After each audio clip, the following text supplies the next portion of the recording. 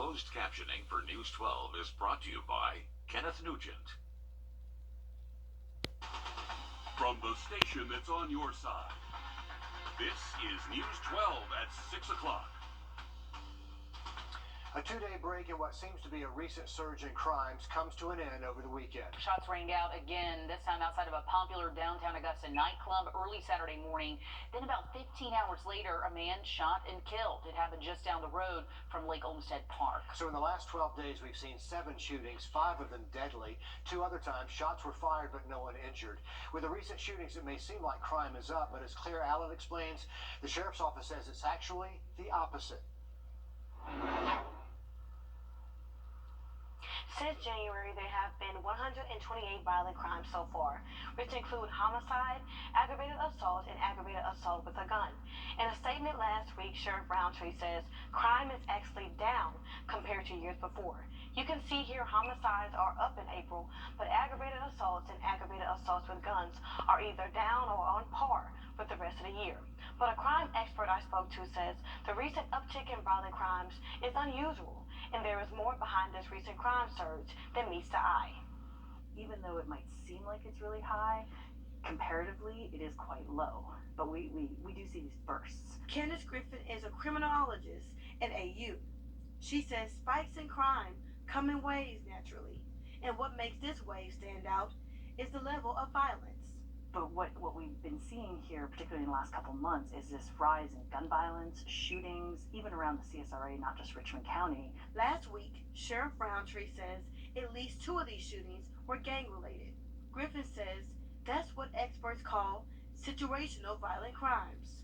Is there an increase in gang violence? Because violence begets violence, and so it might perpetuate until finally something interferes. She adds, it's hard to explain why people commit crime, but there are a leading number of factors.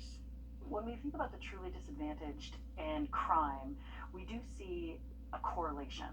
But just because you're poor doesn't mean you're going to commit crime. The sheriff's office told us late this afternoon they started more patrols in parts of town where there has been more gun violence. Over the weekend, they did some, quote, proactive crime suppression along road checks and drug busts. They confiscated 51 pounds of marijuana, various pills and cocaine, a gun, a car, and $14,000. Claire, it seems like it's something we hear about every day. Now, in tomorrow's commission meeting, by the way, it is on the agenda to address this recent surge in our local crimes. Officers in South Carolina are honoring a brother in blue today who died in the line of duty. A suspect shot and killed Barr early yesterday morning during a domestic violence call. The 27-year-old worked with the KC Police Department for the last 6 years, and he served as a captain with the Minetta Volunteer Fire Department. His roommate and fellow firefighter says Drew was one of a kind. He's made one of those impacts where you wish he was around a little more often. Condolences pouring in for both departments and Barr's family. And today, Governor McMaster tweeted Officer Barr's dedication in the face of danger and his heroism in the name of protecting our people will never be forgotten. Taking a live look now out over near our station, Riverwatch and I-20 here behind us on a very warm, almost summer-like day. You know, just like that, it's the last week of That's right. So the absentee drop box will be located inside of the municipal building from 8:30 a.m. to 5 p.m. And you can still have time to apply for a ballot. The last day they'll ship out ballots, and the last day you can apply will be May 13th. We'll have information on our website about all of the election resources you might need. All right, don't put it off. Go ahead and get it done early. Kennedy, thank you.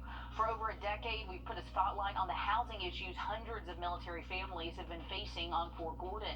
Coming up, we'll take you live to our nation's capital to explain how our investigation is sparking change.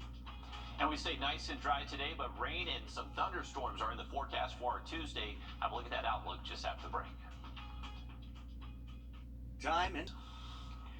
An I-team investigation getting attention in our nation's capital. For years now, we've been exposing problems with military housing at Fort Gordon. Some have been serious enough to land families on a national health registry.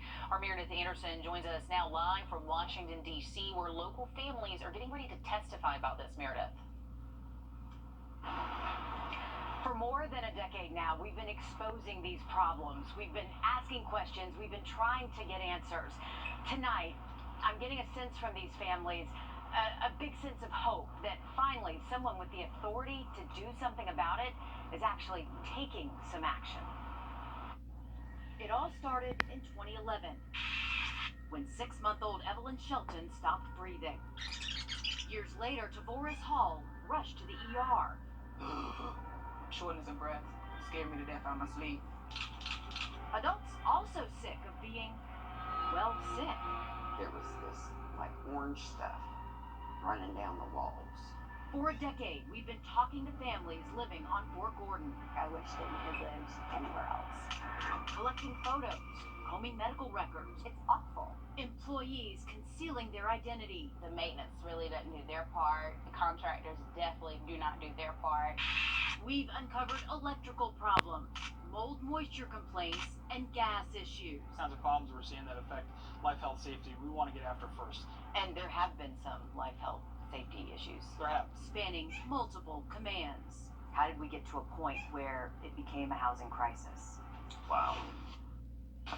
They faced combat, engaged in cyber warfare. But our men and women in uniform have been fighting another battle. He shouldn't have to worry about his kids going to the ER or being sick. It's no secret Fort Gordon with Cyber Command houses some of our nation's top secrets. But tomorrow, military families will testify before the Senate's Permanent Subcommittee on Investigations about secrets housed in 8 neighborhoods on post. Well, they aren't secrets to us, and we'll get to that in just a minute. But first, let's talk about Fort Gordon's landlord. It's not the Army. It's Balfour Beatty, a private company based in the UK that handles housing at more than 50 U.S. military installations. And it operates under a powerful shield, a 50-year contract with the federal government. A contract still in place after our I-Team reports bubbled up the chain of command and military housing complaints from all over the country boiled over into Congress, and leaders promised change. Then in 2021, Balfour Beatty pleaded guilty to defrauding the U.S. military and agreed to pay more than $65 million in fines and restitution for their crimes. That plea agreement was really just how Balfour Beatty maintenance employees put a coat of paint and make everything look really pretty, like the problem solved. Sarah Lynn Klein is the co-founder and community outreach director of the Armed Forces Housing Advocates, a nonprofit helping military families affected by housing issues.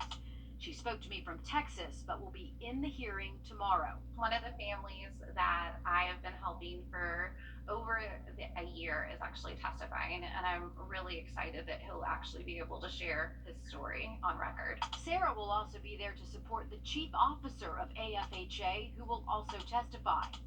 Jana Warner's name is also on tomorrow's witness list. Her husband is stationed at Fort Gordon, but she and her family live off post thanks to housing issues. She testified before Congress back in 2019. The area that we can see behind the shower wall is black and actively growing mold because it continues to get wet. We also requested an air quality check from housing due to our daughter's frequent nosebleeds and the bathroom mold issues that we have encountered. The I-Team has also learned a Fort Gordon captain who moved his family out of Balfour Beatty housing is also scheduled to tell his story tomorrow. So even after our I-Team exposed these problems years ago, and Congress was already involved. Clear evidence of negligence. Why is tomorrow's hearing a big deal? I think the difference with this hearing is we actually have an investigation that was done by the subcommittee. As chairman of the Permanent Subcommittee on Investigations, or PSI as it's known on Capitol Hill, Georgia Senator John Ossoff took the lead on an 8-month deep dive looking at alleged mistreatment of military families in privatized housing on U.S. bases. Tomorrow is his first public hearing as chairman. Aside from families, 2 of Balfour Beatty's top execs will be in the hot seat, answering questions under oath. One of those leaders, Rick Taylor. Are we being more, I think it's a great question. Are we being more transparent than we have in the past? Perhaps. For more than 10 years, we asked for an interview with Balfour Beatty, and he is the only person to ever talk to us. Once, virtually, last year. We can't find where he's ever spoken with another TV station. What's discouraging is that these same people were there at the beginning of the problems and when all these problems were reported and are still in their current positions. It seems that the shakeup that occurred, really, how big was the shakeup if the senior people in the company are still present and still working? Which brings us back to those still living at Fort Gordon. Many scheduling interviews with the I-Team, only to cancel out of fear. Families tell me this hearing and this report gives them new hope. There is a new fight now for their homeland, and they no longer feel alone on the front lines. Of course, with Senator Ossoff being from Georgia and his multiple visits to our area, multiple visits to Fort Gordon, it is no surprise that tomorrow's hearing will focus a lot on the housing conditions at Fort Gordon. Now, that report, that 8-month-long investigation, that should be available in the morning, right before the hearing.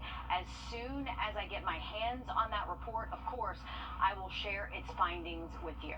Yes, please do. You know, housing at Fort Gordon is also a premium right now. We have Cyber Command fully making the move down here from Maryland. We have the NSA presence growing here by the week, it seems like. So, huge demand there.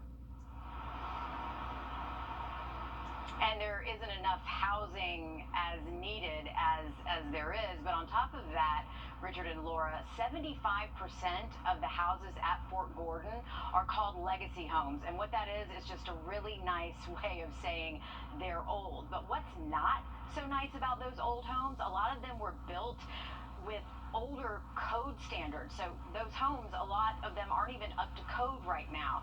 So years, garrison commanders have been telling me, you know, we need new construction. We need to build new homes. So maybe tomorrow's hearing, maybe that's a step in the right direction to maybe get some new homes at Fort Gordon because they are so desperately needed. And it seems like the time is now with so many people flooding and such demand. But Meredith, we know you will keep us posted. Thanks for making the drive to D.C., and we will check in tomorrow. Amazing that it took years to get to this point. 10 years we've been covering this story. And we will have complete coverage of these hearings tomorrow. Remember, there are 2 Fort Gordon families testifying. And we'll have updates for you online as that happens. And Meredith, of course, will join us live again from D.C. tomorrow. Meredith, see you then. Thank you. To sports now, it is draft week in the NFL. Which